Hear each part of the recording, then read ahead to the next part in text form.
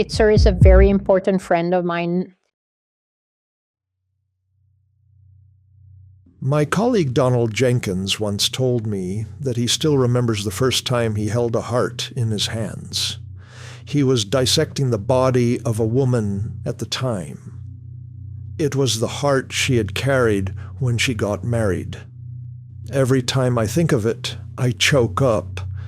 The feeling is overwhelming. At the beginning, they always asked me what my motivation was. From the moment I pushed my wheelchair into that office. At first, I was a little surprised.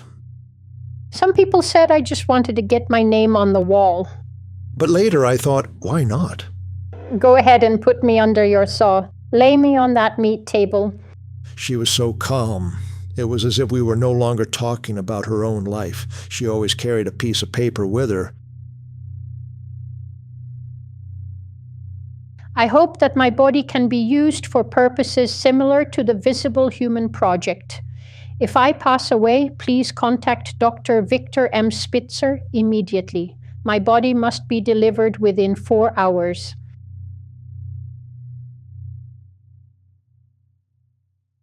At 5:15 a.m. on February 16, 2015, Susan passed away. After I was diagnosed with cancer in 2000, I never imagined that I would live another 15 years. No one expected it. I thought the dissection would begin within a year. I never imagined it. None of us did. I think she might have wanted me to go see her every day. You never call me? You expected me to call you more often than I call my own mother. Then you should call your mother more often.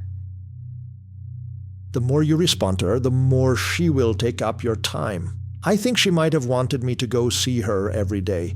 If I didn't answer the phone, or if I was out of town on a trip, she would get angry.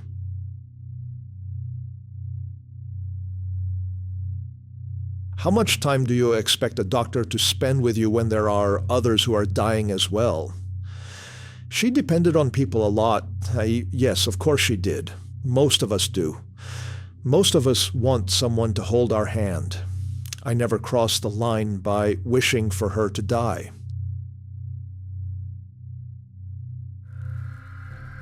All these years I never wavered.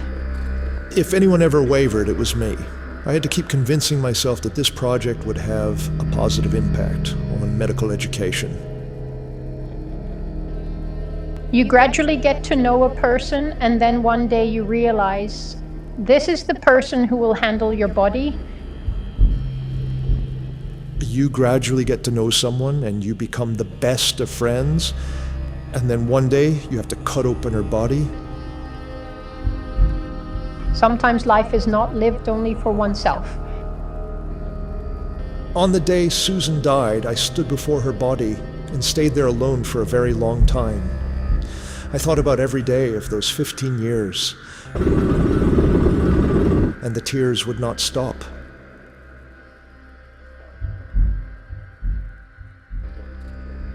Will you ever regret this relationship? Never. Later, I began having meals with the medical students and giving them small gifts. Eventually, they started calling the group Team Susan. She wasn't only donating her body, she donated her time, her personality, her story, the essence of who she was, of what made her and what undid her, the whole of her human self. I am waiting for my own death. I am waiting for her to die. During these 15 years, I knew that my life no longer belonged to me. I was fortunate to have 15 extra years, and that time belonged to Vic Spitzer. She entrusted her last moments to me. Sometimes life is a decision. Sometimes I wonder, when a person decides to entrust their death to someone else, then in that moment, who is the subject of that life? The one who is still alive, or the one who will carry it through?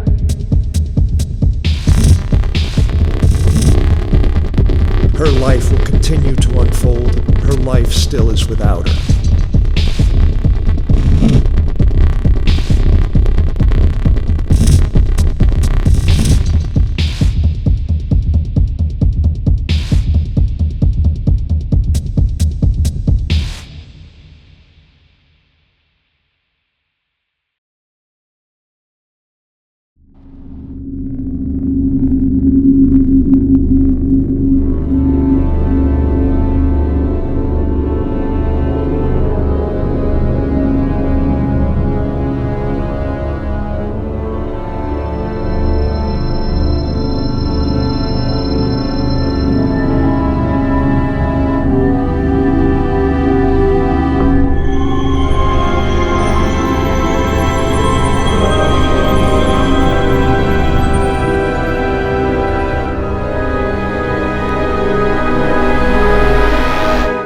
I have always felt that if I could become a small part of it, just a small part, that would be enough. I once took part in cycling programs, and I also worked in hospitals with children.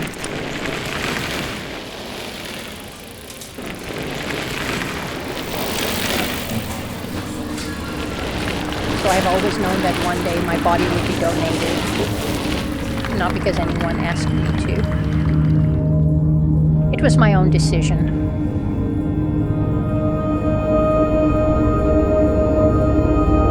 I was born in Leipzig, Germany. It was a city of music.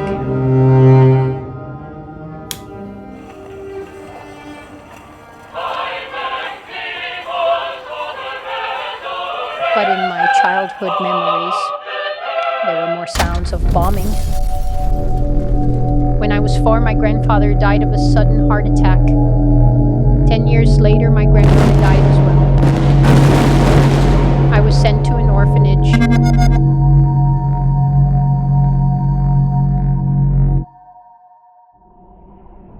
After the war ended, I finally went to New York. That day I got off the plane and stood at Idlewild Airport. My parents, neither of them came to meet me. No one will live your life for you. You can only live it yourself.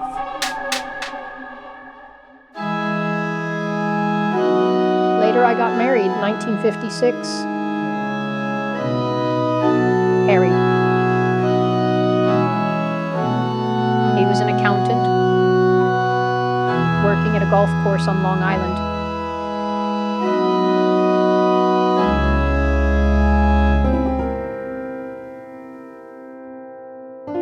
We had 2 daughters, we raised them. It was an ordinary, stable, and not particularly dramatic life, if you only look at it from the outside. I am not an easy person to get along with. Some people say I am sharp-tongued. Some say I am narcissistic. Maybe they are right.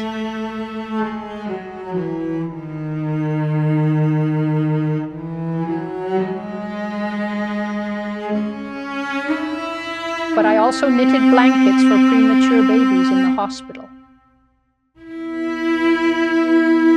Hats, too.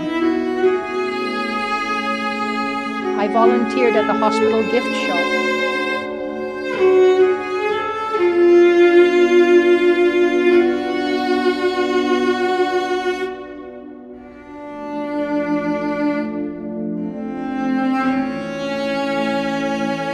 Until one day, I accidentally ran over a man's foot with my wheelchair and they asked me to leave. My whole life has often been like that. I get a little closer and then I'm pushed away.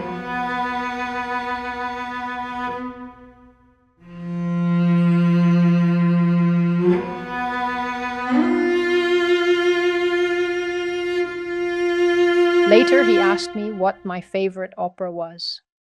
I said, Faust. He asked, "In your version, who is the devil?" I said, "My mother." I never forgave that woman. And my 2 daughters won't come to my funeral either. You might think a story like this sounds very sad, a life full of frustration, pain, and disappointment. But that is not the story I want to tell. What I want to say is this: whatever happened, it was my life, my body, my choices, my time. I learned one thing: you have to make your skin as thick as a hippopotamus's, otherwise you won't survive. And I survived. So if you ask me what all of this means, I would tell you my life is not a history that simply happened to me. It is something I wrote myself. The good, the bad,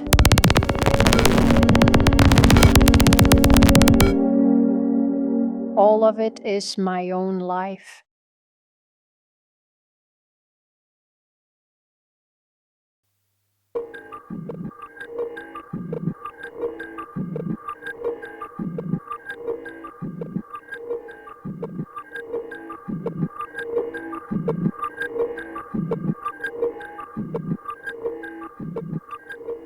A week later, the dissection began. We placed her body on the stainless steel table in the cold room. Polyvinyl alcohol was spread over her skin to prevent freezer burn. She was divided into 4 parts so that she could fit into the milling machine. The carbide blade began its work.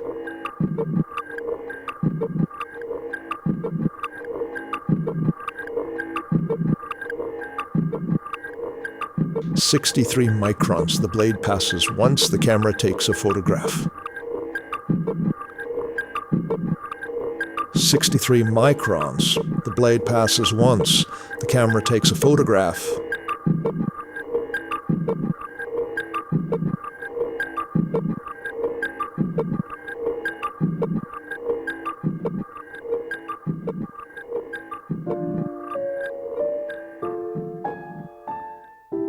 "27,000 times. In the cold room, Mozart's Requiem was playing. At the doorway, there were red roses painted, but I had asked for tulips. 27,063 microns.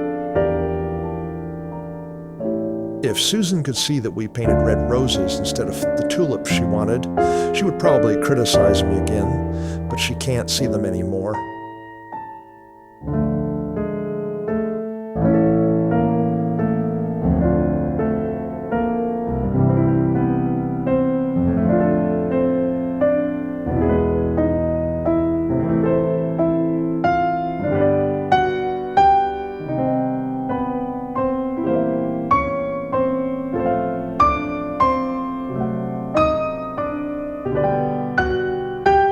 When will we be able to see these images? They are not for you to see no more. They will only be published after you die.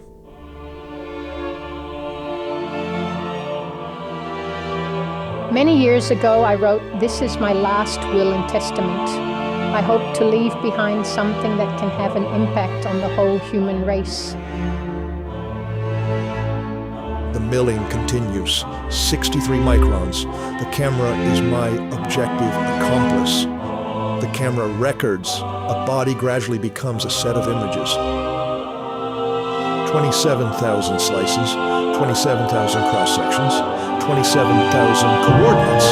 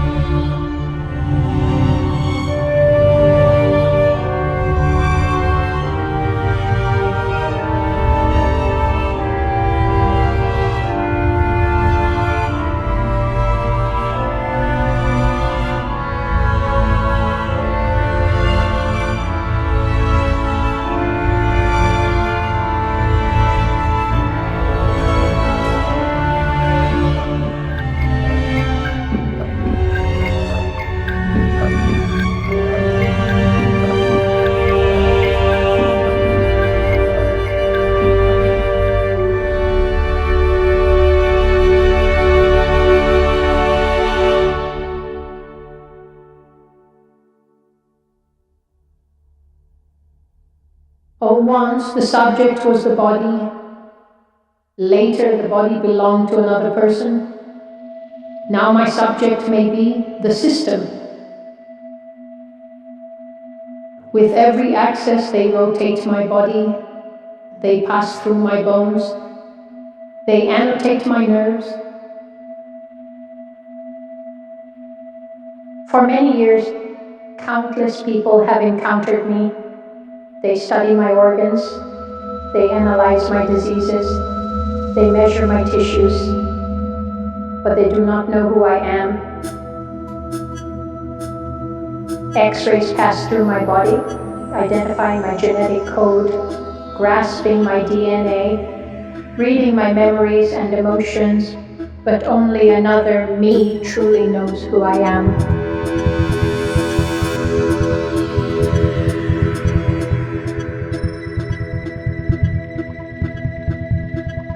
And I leapt forward as if in flight, flying toward my heaven. Perhaps this is another form of life. Not memory, not consciousness, not experience, but a form of existence that is continually being called upon. A body that is constantly recomposed, a body that belongs to a system.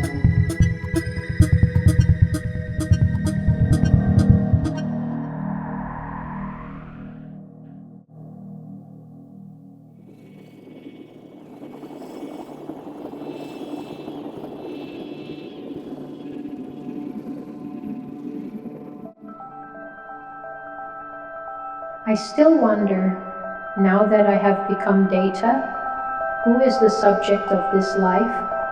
Or has the subject already dispersed into countless acts of viewing? Perhaps no one truly owns this body.